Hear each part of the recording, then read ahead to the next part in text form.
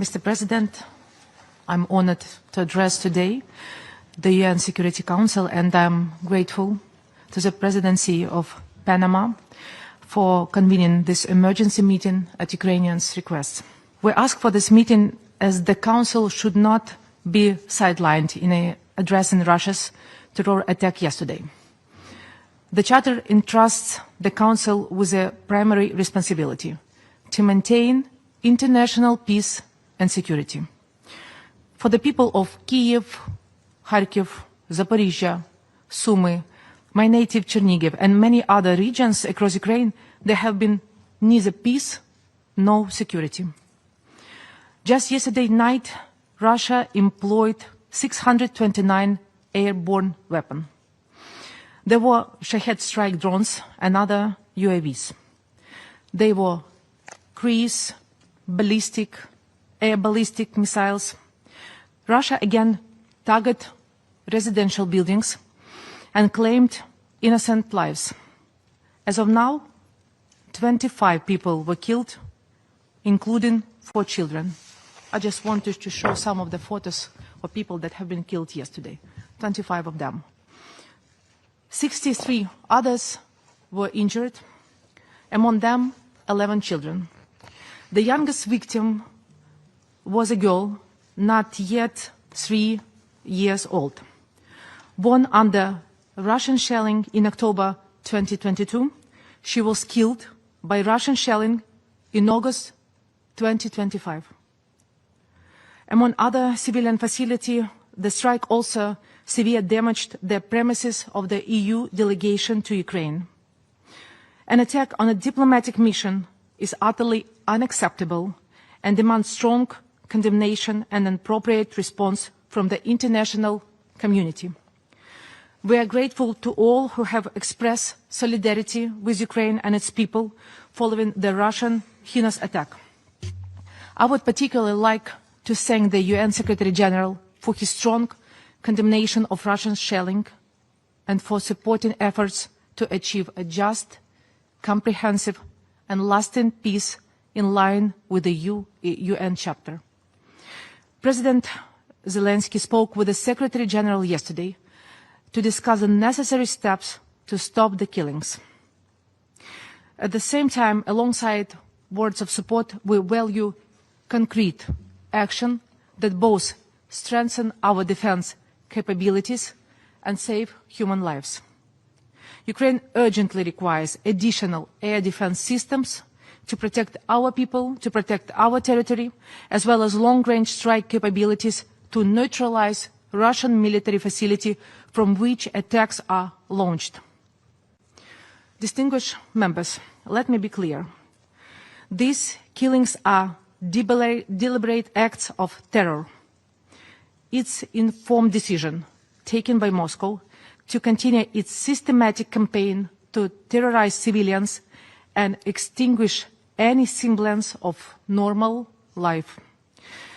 Yesterday, Russia again responded brutally to our attempts to engage them in a civilized dialogue, in the language of international law, peace, and respect for human life. Russia continues to choose killing over ending the war.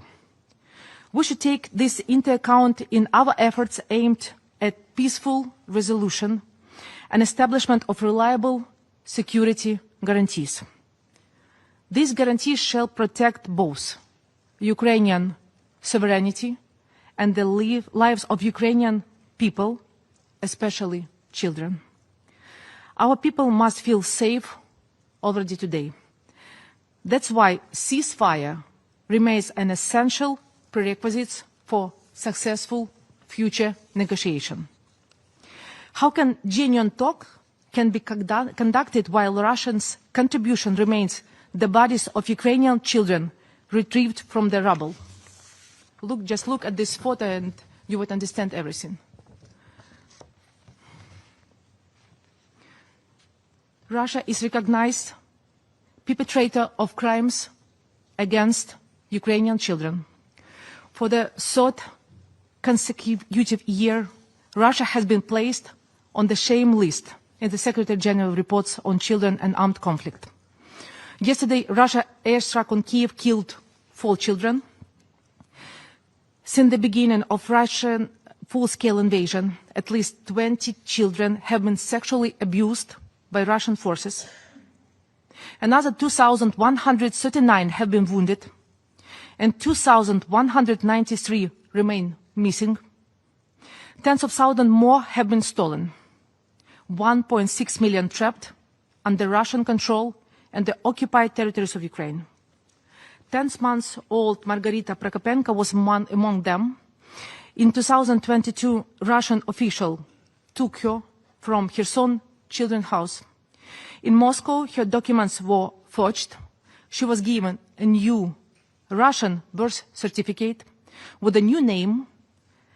They faked her birthplace too, and she was later adopted by Sergei Mironov, a politician close to Putin.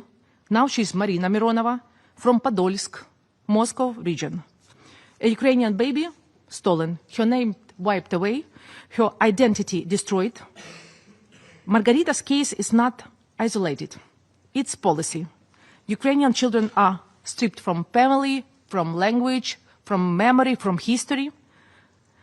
Mr. President, Russia kills children from a distance with missiles and with drones. And those who fall under its control, it steals. Russia erases their Ukrainian identity.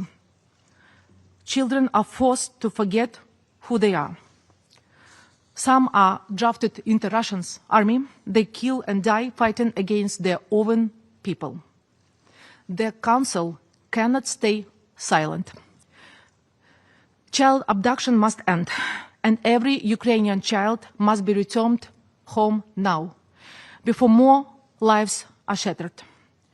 Russia's unlawful war must be stopped. All killings and attacks must stop. Violation of the UN Charter must stop. And we all know they will stop as soon as Russia is stopped. That is why our soldiers are doing on the ground, stopping Russia's advance. That is what we expect from the international community in global forum. Peace requires both strengthening security assistance to Ukraine and intensifying pressure on Russia until it demonstrates a genuine readiness for negotiation in a good faith. As long as Moscow rejects peace initiatives, it's imperative to intensify diplomatic, economic, military pressure on Russia.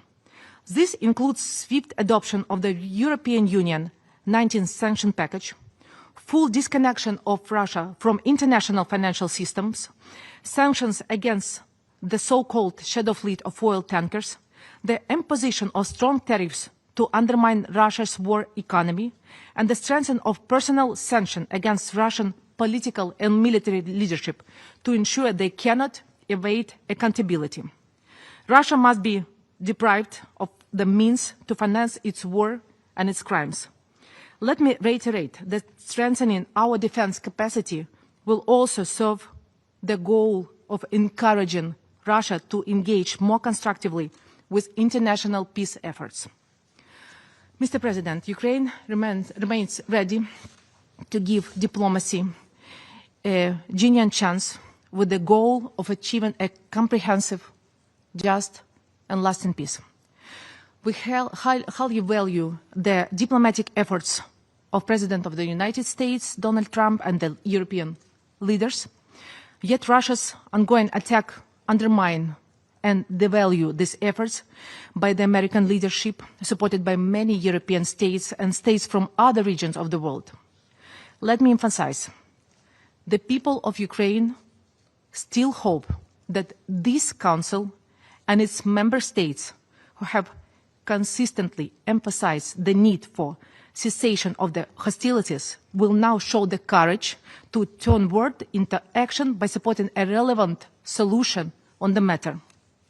Restoring respect for international law, above all the UN Charter and its principle of territorial integrity, will send a clear message.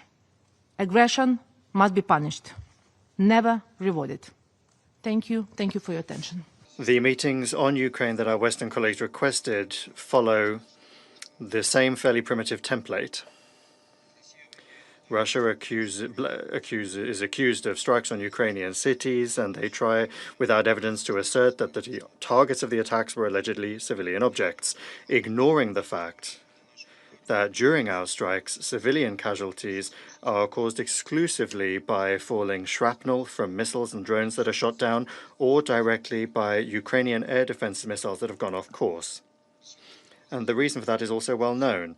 The deployment by Ukraine of missile defenses in residential developments in violation of the basic norms of IHL, and yet targeted Ukrainian attacks involving missiles and drones on civilian objects on the territory of Russia are deliberately ignored.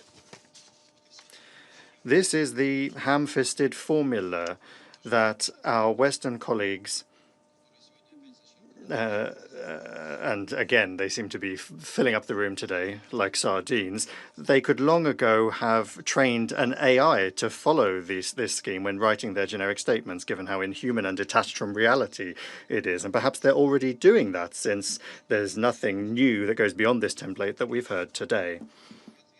My response to these accusations today is probably also not going to contain anything new.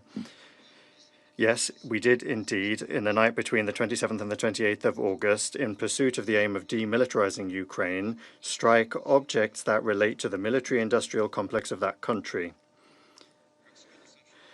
As was announced today by the Ministry of Defense of Russia, 62% of the key military enterprises of the military-industrial complex of Ukraine have been damaged. The group missile and air strike targeted in particular military airfields, Air Force arms depots, hangars, airport aprons, and other transport and energy nodes in a number of Ukrainian oblasts. In Kyiv and Kyiv Oblast, the main targets were companies of the military-industrial complex, including the factories Artyom, Kievsky Radiozavod, Spetsoboronmash, Slavutich, and Ukrspets Systems.